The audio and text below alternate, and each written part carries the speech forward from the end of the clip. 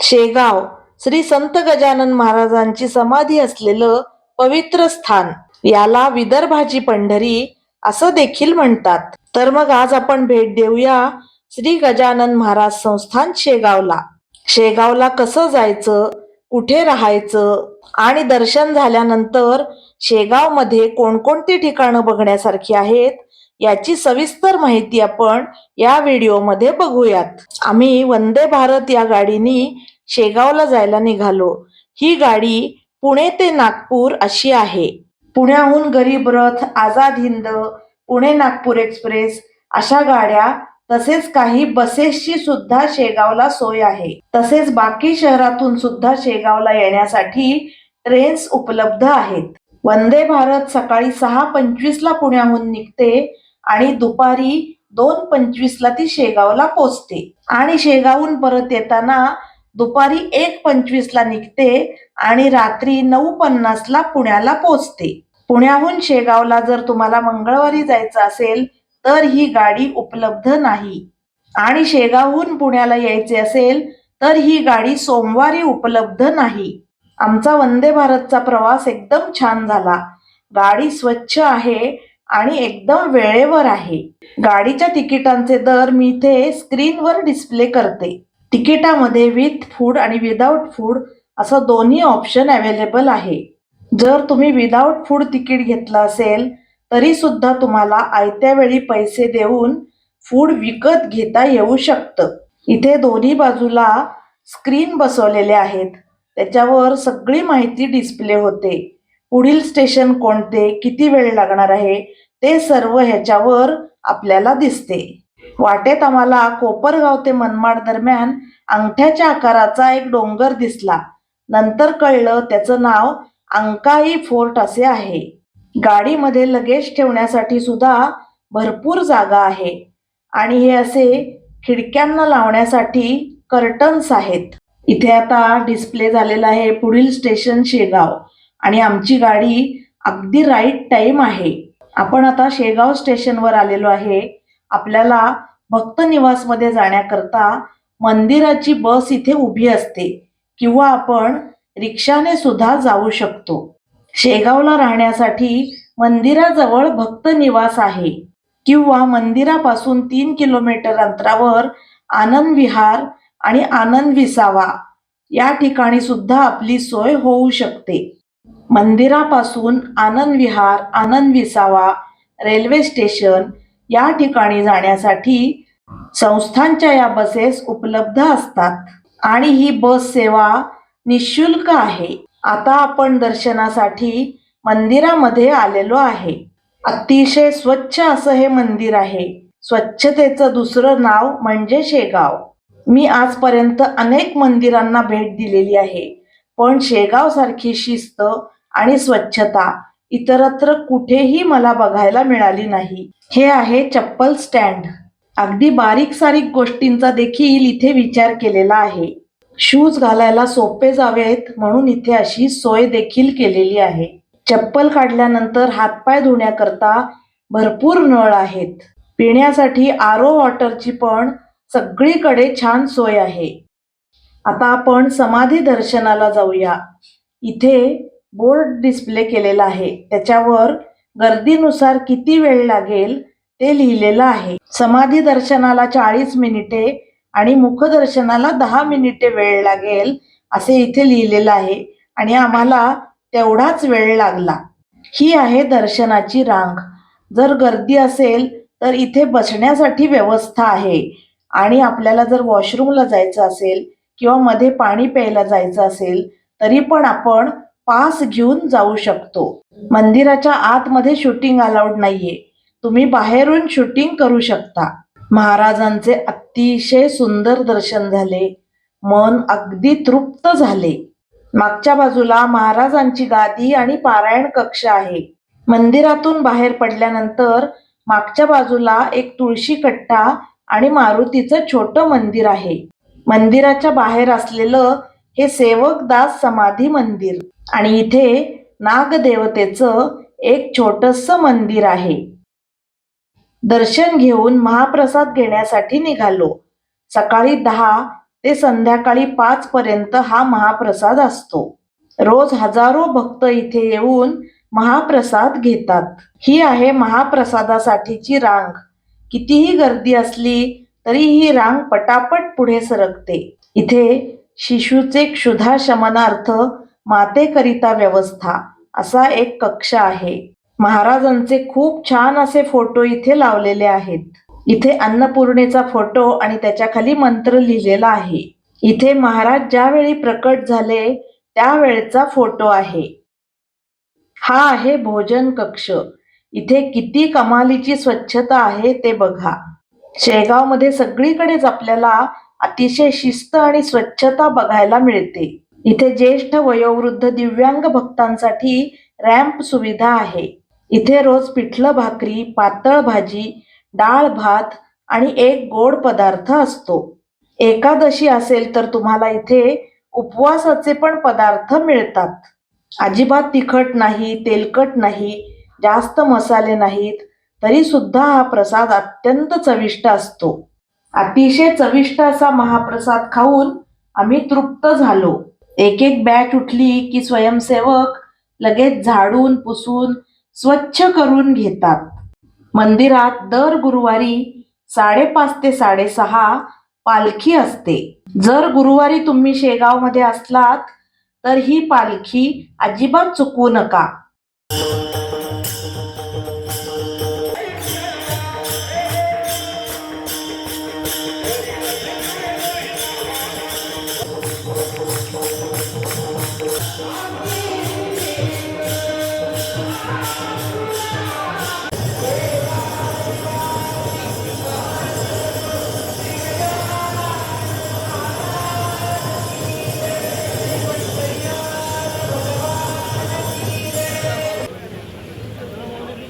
पालखी सोहळा बघून आम्ही आनंद विहार येथे आलो, जिथे आम्ही आमची रूम बुक केली होती. इथे रूम नोंदणी कार्यालय आहे. आपल्याला रूमचे बुकिंग करायचं असेल तर इथे येऊनच बुकिंग करायला लागते. कोणतीही ऑनलाईन सुविधा उपलब्ध नाही. आनंद विहारमध्ये 3, 4 आणि 6 बेडच्या रूम्स आहेत.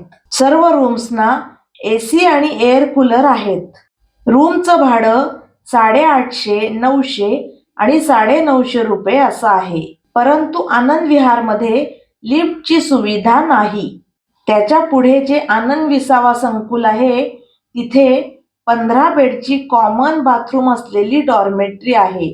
तिथे जर तुम्हाला एक बेड हवा असेल तर 70 रुपये चार्जेस आहेत आणि कॉमन बाथरूम असलेल्या 3, 4, 5, 6 बेडच्या रूम्स तुम्हाला 300 ते 500 रुपयांना तिथे उपलब्ध आहेत आणि 4 बेडची एअर कूलरवाली रूम 850 रुपयांना आहे. आनंद विसावामध्ये ACची सुविधा नाही, परंतु लिफ्टची सुविधा आहे. इथे तुम्हाला जर काही चौकशी करायची असेल तर फोन नंबर दिलेले आहेत. जर एका व्यक्तीसाठी फक्त रात्रीकरिता किंवा थोडा वेळ विश्रांती हवी असेल तर अशी व्यवस्था विसावा किंवा वारकरी भक्त निवासात होऊ शकते. आनंद विहारमध्ये सुद्धा भरपूर भक्त निवास आहेत आणि इथे देखील खूप स्वच्छता आहे. संस्थेचे कर्मचारी सतत झाडलोट करत असतात आणि ज्यांना स्वेच्छेने सेवा करायची आहे ते लोक सुद्धा इथे सेवा करायला येतात आणि आश्चर्य म्हणजे त्यांना 1-1 वर्षाचं वेटिंग असतं. इथे तुम्हाला व्हीलचेअरची सोय सुद्धा उपलब्ध आहे.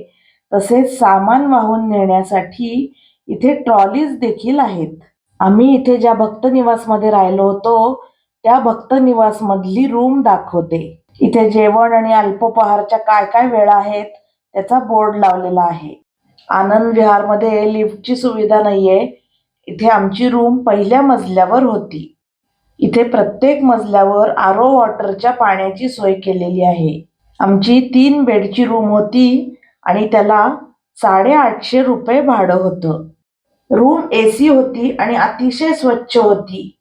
इथे मोठं कपाट आहे, आरसा आहे आणि वरती आपल्या महाराजांचा फोटो आहे. इथे अल्पोपहार आणि जेवणाच्या वेळा दिलेल्या आहेत. तसेच चहा, दूध, कॉफी हे सकाळी 6 पासून रात्री 10 पर्यंत आहे. इथे अत्यंत अल्प दरात पोहे, उपमा, साबुदाणा खिचडी, वडा सांबार, इडली सांबार, चहा, कॉफी, आवळा सरबत इत्यादी पदार्थ आहेत. जेवणाची थाळी फक्त 70 रुपयाला आहे. कार पार्किंगसाठी देखील इथे भरपूर जागा आहे. हा आहे आनंद विहारचा बस स्टॉप. जर तुम्हाला मंदिरात जायचं असेल, स्टेशनवर जायचं असेल तर या ठिकाणून तुम्हाला बसेस मिळतात आणि ही सेवा पूर्णपणे निशुल्क आहे. आम्ही दुसऱ्या दिवशी सकाळी आनंदसागर, नागझरी आणि 5 धाम बघण्यासाठी निघालो. तुम्हाला इथे जाण्यासाठी मंदिरापासून किंवा आनंद विहारच्या बाहेरून सुद्धा रिक्षा मिळू शकतात. 5 धाम पैकी एक धाम म्हणजे कृष्णाजीचा मळा. या ठिकाणी जळत्या पलंगावर बसून महाराजांनी ब्रह्मगिरी गोसाव्याचे गर्वहरण केले. इथे महाराजांचा फोटो आणि शेजारी एक शंकराचं देऊळ आहे आणि भिंतीवर जो इथे प्रसंग घडला त्याच्या संबंधित चित्रे लावलेली आहेत. अतिशय शांत आणि सुंदर असं ठिकाण आहे. हे आहे मारुती मंदिर. महाराज येथे येऊन बसत. पाटलाच्या मुलांनी महाराजांना येथे उसाने मारण्यास सुरुवात केली. मुले थकल्यानंतर त्याच उसाच्या मोळीचा रस काढून मुलांना पिण्यासाठी दिला. हे आहे महाराजांचे प्रकटस्थान. याच ठिकाणी महाराज उष्ट्या पत्रावळीतील शिते वेचून खात असताना बंकटलाल आणि दामोदर पंत यांना दिसले. या 5 धामचा संपूर्ण व्हिडिओ मी माझ्या चॅनलवर आधीच अपलोड केलेला आहे, तो नक्की बघा. हे आहे बंकट सदन. येथे देखील महाराजांचे काही काळ वास्तव्य होते. येथे महाराजांनी चिलीम विस्तवाशिवाय प्रज्वलित केली. हे आहे मोठे यांचे शिव मंदिर. याच ठिकाणी महाराजांनी टाकळीकरांचा अतिद्वाड घोडा शांत केला. हे 5 धाम बघून आम्ही आनंदसागर आणि नागझरी येथे दर्शनासाठी निघालो. आनंदसागर इथे गेल्यावर आपल्याला प्रथम संत दर्शन मंडप लागतो. इथे भारतातल्या अनेक संतांचे पुतळे आहेत. इथे दर्शन घेऊन आम्ही शिव मंदिर आणि गणपती मंदिर हे बघण्यासाठी निघालो. पूर्ण संगमरवरात केलेलं असं हे सुंदर गणपतीचं मंदिर आहे. गणपतीचं दर्शन घेऊन तिथेच जवळ असलेल्या शिवमंदिराचे दर्शन घेण्यासाठी निघालो. मंदिराची कमान दगडी आहे. बाहेर मोठा नंदी आहे आणि हे देऊळ सुद्धा संगमरवरात बांधलेलं आहे. त्यानंतर वाटेत असलेल्या सिद्ध महालक्ष्मी मंदिराला भेट दिली. मंदिर खूप छान आहे. मंदिराच्या खालती पायऱ्या उतरून गेल्यानंतर तिथे 12 ज्योतिर्लिंग स्थापन केलेली आहेत.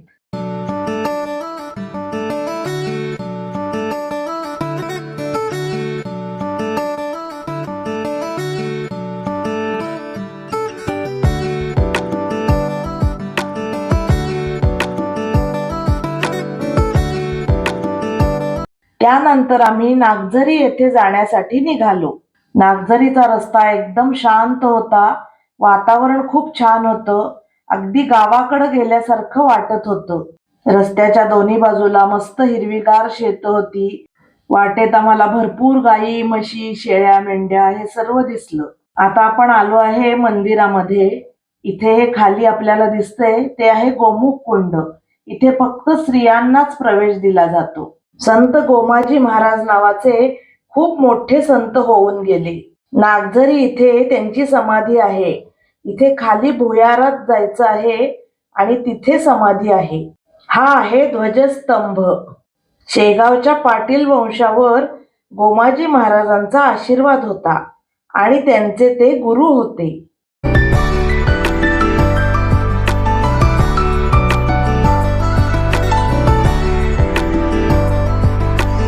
इथे मंदिराच्या आवारात अनेक छोटी छोटी मंदिरं देखील आहेत.